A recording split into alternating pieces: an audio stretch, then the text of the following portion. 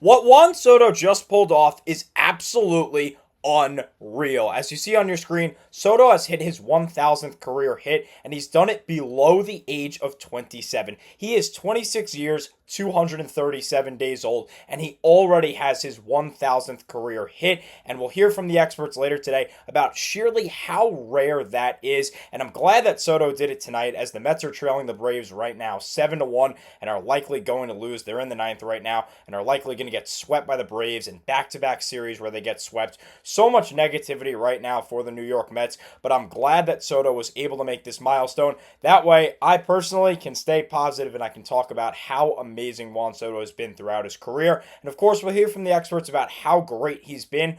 But this is Mets Digest after all, so we'll also talk about how he has really started to flip the script here in Flushing starting in the month of June, and how his month of June has been incredible, and how this should be the start to see the Juan Soto that we all know and love, this incredible, historic MLB player. We'll hear all of it only on Mets Digest. I'm your host today, Mike Duda. You know me, I like to start off with some statistics, and today's stat is that 72.1% of you that watch these videos are not subscribed. So please do me a favor, do us a favor here at Mets Digest, and hit that free subscribe button. That way we can bring content to you about the amazing. So without further ado, let's talk Juan Soto and let's hear from the experts. We'll start with Anthony DiComo. I love the way that the experts put this. It really shows how incredible Soto is, and it really puts into perspective how rare what he is doing, and how we'll probably never see this for at least an extended period of time ever again.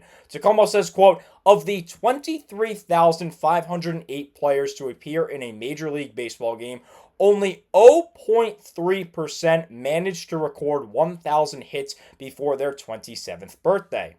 Juan Soto is in that 0.3%.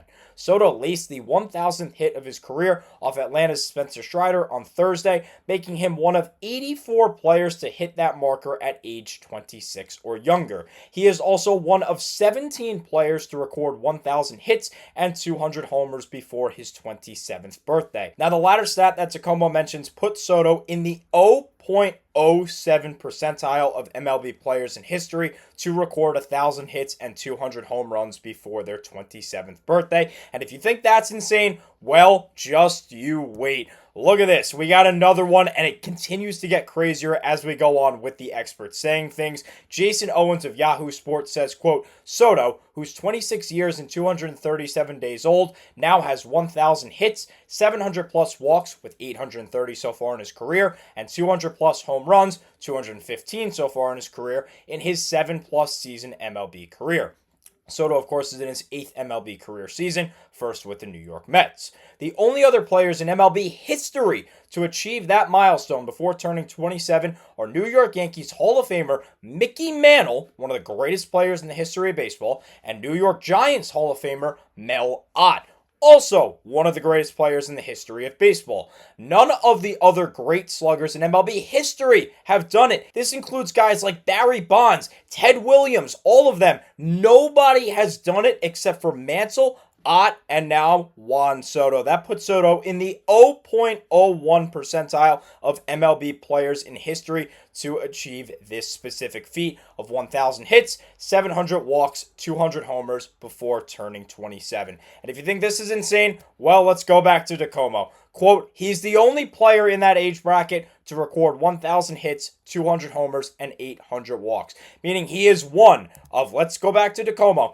23,508 MLB players in history to achieve 1,000 hits, 200 home runs, and 800 walks before turning 27. That puts him in the 0.004 percentile in MLB history. Now, I can go here and I can throw all of these career statistics at you. And you know what? For the sake of it, I will. A 282, 418, 527 career slash for Juan Soto, 945 OPS, and a 159 OPS plus. He averages 35 homers and 101 RBIs and a 6.3 WAR per 162 games. He's a 4-time All-Star, 5-time Silver Slugger, 5. He won a batting title. He's a World Series champion back in 2019. He won the Home Run Derby. He's led the league in WAR. He's led the league in runs, OBP twice, slugging, OPS, OPS plus. Back in 2020, he had a 217 OPS plus. He's led the league in walks 3 times, and he currently leads the league here in 2025 in walks.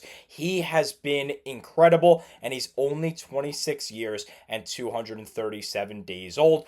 But this is Mets Digest. This isn't Juan Soto, and let's talk Juan Soto's career. Let's talk about Juan Soto with the New York Mets, because a lot of people are honestly concerned with the way that Soto has started off his season. And I know that these stats are not promising with a 249 average. That's really low for a guy that's hitting 282 in his career, and the OBP is even down compared to his career, and as well, the OPS is down as well. But look, an 847 OPS is really, really good. That OBP is also excellent, hovering around the 400 mark. And Soto also, coming into the year and currently, is one of only 2 MLB players to have more walks drawn as a batter than strikeouts. So that is another just really, really impressive statistic that puts him in the top 1 percentile, top 1 less percentile in these statistics.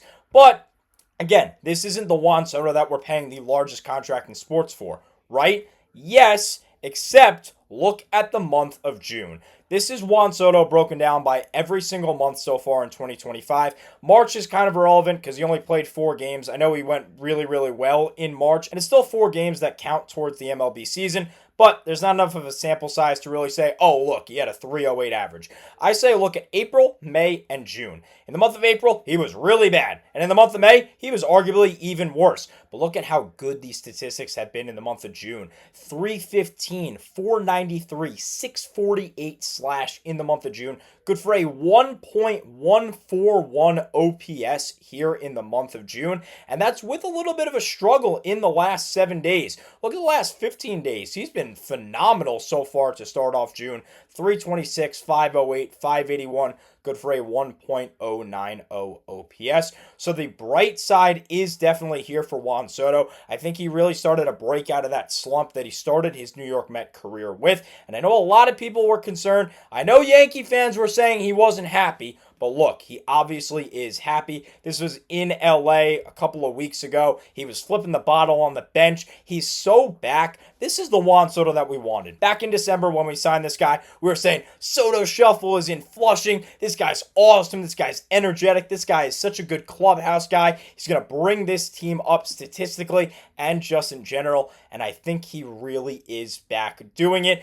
And a lot of credit has to go to the skip, Carlos Mendoza. He made the decision, he made the conscious decision to move Juan Soto from the 2 spot to the 3 spot. The 2 worked really well for Juan when he was back in the Bronx, but that's probably because you had one of, if not the best hitter in all of baseball right now, and one of the best hitters of all time in Aaron Judge behind you. Now, I know Pete Alonso is also a really, really good hitter himself, but he's definitely no Aaron Judge. So, Mendy decided to move Soto to the 3, Alonso to the 4, and that puts a guy like Brandon Nimmo every day in the 2. It has reaped great benefits for Nimmo in the 2, and we've also seen a great increase for Juan Soto, not necessarily in the average or the OBP, but there in that OPS. An 814 OPS in the 2 spot, which is still really good. That's well above MLB average, but he increased that OPS by 100 points ever since Mendy moved him to the 3. And again, you get stuff like this where he's flipping the bottle and he's just straight up happy.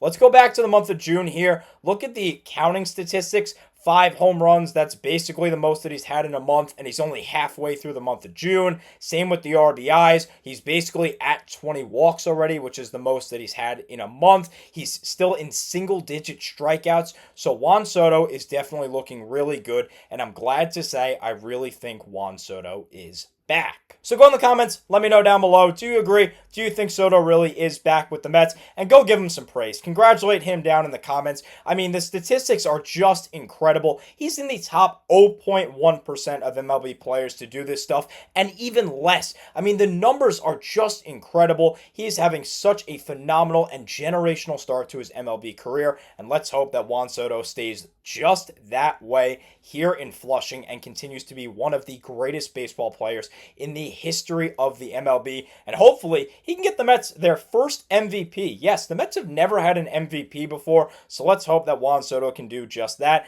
And I really think he's starting to flip the script starting here in the month of June. So again, go down, let me know. What do you think? Do you think Soto is back? Congratulate him on these incredible statistics and this great milestone. Unfortunately, that's all the time I have for you today. Thank you so much for watching as always, and let's go Mets.